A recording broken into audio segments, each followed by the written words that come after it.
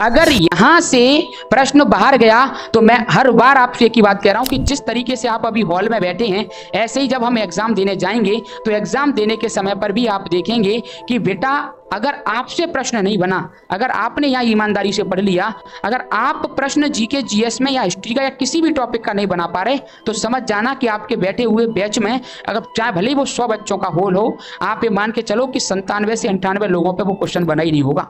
ये सच्चाई है। इस बात को मैं आपको लिखित में देता हूं।